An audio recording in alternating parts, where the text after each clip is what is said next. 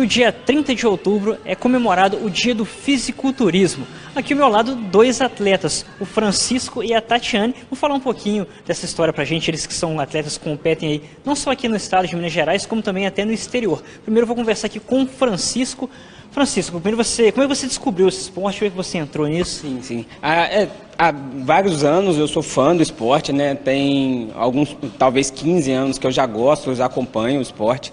Ele vem crescendo muito, vem me chamando muita atenção. E eu achei interessante eu tentar competir numa categoria que é um esporte que eu sempre pratiquei, de uma forma mais natural, vamos dizer assim, sem uso de drogas. Eu queria mostrar que como eu trabalho e que era possível eu chegar ao nível de competição sem uso de anabolizante, sem uso de qualquer outro tipo de droga. E aí a gente embarcou nessa aí, começamos a competir. Eu competi em 2016, né? Cheguei até o brasileiro, representando a cidade de Ubá e de Minas, e consegui ótimas colocações, consegui ótimas premiações. E aí em seguida acabou ficando que eu cheguei até longe demais, vamos dizer assim. Eu cheguei num patamar muito alto, e aí eu queria talvez tentar levar uma outra categoria para esse tipo de competição, também sem uso de drogas. E aí eu fui, a minha namorada, né, a Tatiane é a minha namorada, e como eu sou personal, eu falei, não, ela vai competir agora. Existem vários tipos de categorias que dá para ser exploradas. A minha categoria, as pessoas acham que nesse esporte precisa ser muito grande. Existem vários tipos de categorias. A minha categoria se chama Sênior 65 quilos até 65 quilos. E aí eu consegui disputar sempre nessa categoria. E existe uma outra categoria feminina que chama Bikini Fitness, que é a categoria que a Tati disputa, que ela conseguiu também ótimas colocações. Também é outra mística, né? A gente sempre imagina além da pessoa ser forte. Eu, por exemplo, eu tenho 1,71 m e a gente está aqui no mesmo tamanho. E também que esse esporte é muito masculino. Está aqui a Tatiane do meu lado, que começou a competir esse ano, né, Tatiane? Você já conseguiu resultados expressivos, né? Como é que você entrou? Foi influência do namorado aqui? Foi. Eu comecei a acompanhar o esporte quando a gente se conheceu, tem mais ou menos uns 6 anos. E aí eu descobri, eu também tinha essa ideia na cabeça que para competir a gente precisava ser muito forte. E aí, através dele e de mídias sociais, eu comecei a acompanhar o esporte e vi que existiam categorias que as meninas eram mais finas, mais slim mesmo. E aí eu conheci a categoria que eu compito, né? Eu achei a categoria linda e quis competir também. Aí eu estreiei esse ano, em abril, no Estreantes, em Belo Horizonte. E agora tem 2 meses que eu voltei da Argentina, eu consegui ir para o Sul-Americano competir. E tem mais campeonatos mundiais aí em breve, que eu vou estar competindo também. Você está entrando no esporte agora, você percebe que ainda existe um pouco de preconceito, principalmente para mulher, ou não, está muito mais aberto agora? Não, o esporte está bem mais conhecido, as pessoas estão bem mais abertas a ele, mas ainda existe bastante preconceito, principalmente aos de hormônios, porque a maioria das pessoas acham que a gente só consegue chegar em nível mundial se a gente utilizar alguma coisa, e a gente é prova de que não, que a gente consegue só com dieta e treino mesmo. Aproveitando esse gancho aqui, eu vou perguntar para o Francisco, né, que também é treinador.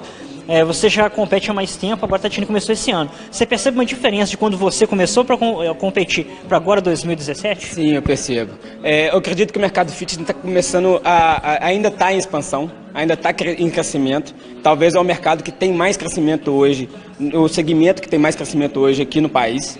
E eu acredito que na minha época, na época que eu competi, existia muito poucos atletas. E ainda também usava, os poucos atletas que ainda tinha aquele mito de usar anabolizante para poder competir. E agora, com a disseminação do esporte, acaba que o número de atletas, dos adeptos, até mesmo sem uso de anabolizante, acabou aumentando. E aí as redes sociais ajudam muito, o Instagram, e aí o YouTube,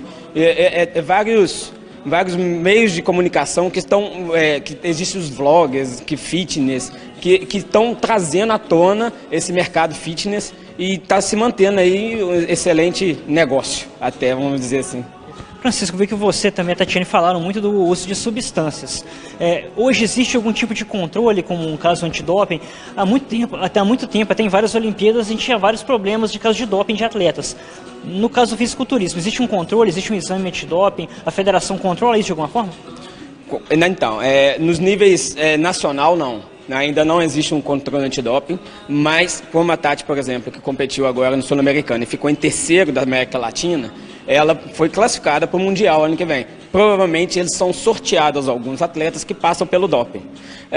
Foi até interessante você falar sobre isso, que a gente recebemos uma notificação da federação, tanto mineira quanto da federação brasileira que a gente compete, que esse ano que vem, né? Ano que vem, as Olimpíadas agora entram com 2 categorias de fisiculturismo. E aí vai ser uma tentativa, né? Sempre tem esportes novos tentando entrar na Olimpíada. E vai ser uma coisa interessante de se assistir, porque a Olimpíada tem o doping muito forte em todos os atletas. Aí vai ser uma forma bem legal de trazer mais ainda o fisiculturismo para as pessoas que não precisam usar desses artifícios de hormônios sintéticos para chegar num objetivo num alto patamar. Vamos falar de treinamento. Vou voltar aqui para a Tatiane, que começou a competir agora. É muito impressionante o treinamento deles. Assim, vocês, quando chega perto da competição, vocês mudam completamente a rotina, alimentação, treinamento, tudo. Fala um pouquinho disso pra gente. Sim. Faltando aí uns 2 meses para a competição, a gente intensifica os treinos. No caso, a gente treina mais de uma vez por dia para conciliar cardio e treino em horários diferentes. E lá no último mês mesmo, perto da competição, né, a dieta fica bem até que desumana, porque fica bem restrita. A gente não come praticamente nada até no dia da competição. A gente faz uma hiperidratação, né, a gente aumenta a quantidade de ingestão de líquidos para dar aquele choque no corpo e dar o resultado em cima do palco. Alguns esportes, os atletas próximos, por exemplo, os lutadores, eles próximos à luta, eles têm que emagrecer muito para atingir o peso. Vocês também têm essa dificuldade de bater o peso? Ou até vocês têm que engordar para fazer a competição? Como é que é? Não, no caso existem as categorias por peso, que no caso a dele é por peso, ele precisa bater peso, mas a minha categoria é só por altura. A gente não controla o peso, no caso a minha categoria é acima de 1,66. Aí a gente não tem peso. E também falando uma curiosidade, a gente sempre que vê fotos, vê também na televisão, os atletas bem morenos e brilhando.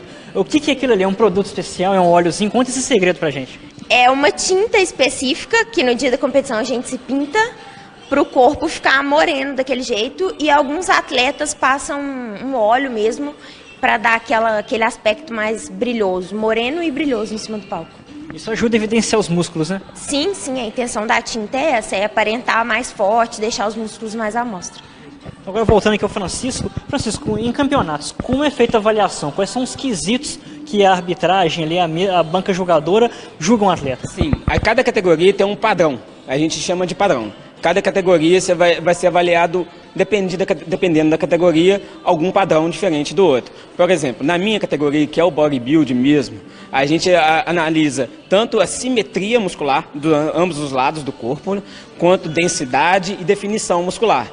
No caso da Tati, é avaliado algumas outras coisas. Por exemplo, a cintura tem que estar extremamente fina, os ombros têm que estar torneados. Tem um desfile que é importantíssimo na categoria dela, principalmente, que é a apresentação individual dela, que conta muito ponto. Então depende de como ela se apresenta, como que o shape está dentro do padrão, e aí sim é avaliado de acordo com cada um atleta. A pessoa que quiser se tornar um fisiculturista, o que precisa de ter? A genética tem que ajudar, ou qualquer pessoa com treinamento consegue chegar? Não, qualquer pessoa com treinamento consegue chegar. Tem que ter foco, tem que persistir no treinamento que vai chegar. Independente de quem for, vai chegar. Tatiane, fala pra gente agora quais são suas próximas competições, como é que tá o calendário aí, qual que é a previsão ainda para esse ano e para o ano que vem também? Então, esse ano a gente não tem competição à vista, mas o ano que vem eu tenho 2 prováveis competições, uma já em abril, a gente está se planejando ainda para ir competir, e se Deus quiser vai dar tudo certo. Tá ótimo. Tatiane, muito obrigado. Parabéns pelo dia do fisiculturista. Francisco também, muito obrigado por essa entrevista. Parabéns também pelo dia do fisiculturista. Tá aí ao lado de 2 fisiculturistas que levam o nome de Ubá para todo o estado, para fora do país também. Parabéns a vocês dois, com imagem de Gerson Pinheiro, Juliano Oliveira para a TV UAE.